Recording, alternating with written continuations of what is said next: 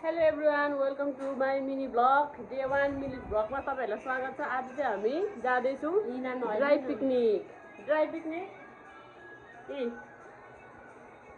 यता हेर न हो।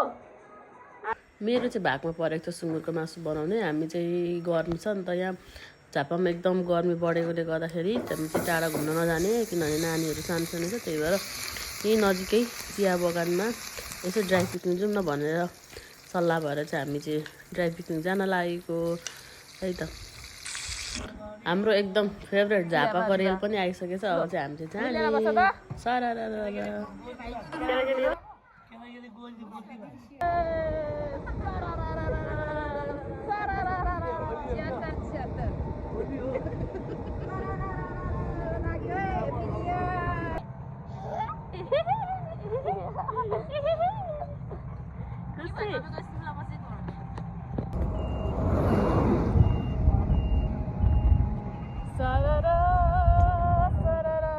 हाम्रो डेस्टिनेसनमा चाहिँ आइपुग्न हामी चाहिँ लगभग आइपुग्न आँटिसक्यौँ कि, तर भने हाम्रो गाडीले चाहिँ तानेको अवस्था छैन।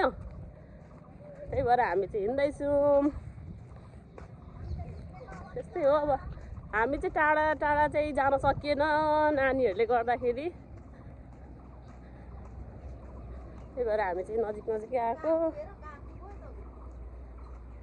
आऊ न मेरो भ्लगमा केटाकेटी हो। बिर्तामोड वरिपरि हुनुहुन्छ भने चाहिँ ड्राई पिकनिकको लागि चाहिँ एकदम बेस्ट प्लेस है यो चाहिँ। बाटो छिर्दैछौँ, अलिकति यहाँ बाटो चाहिँ मिस्टेक भएछ। ला लागेछ।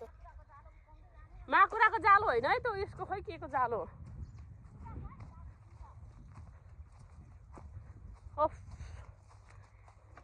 सिटी कि लिटीले पनि कहाँ ओह्रालो यार। किरा हो क्या यो, किरा।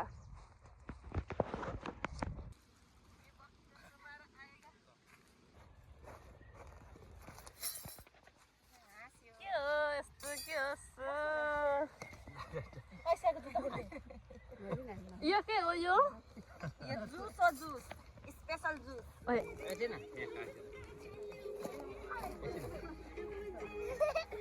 मुक्साम यता न, यता न मुक्साम, मुक्साम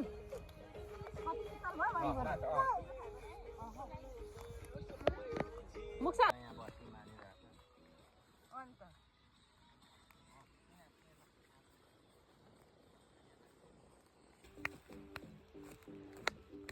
चस्मा लाउने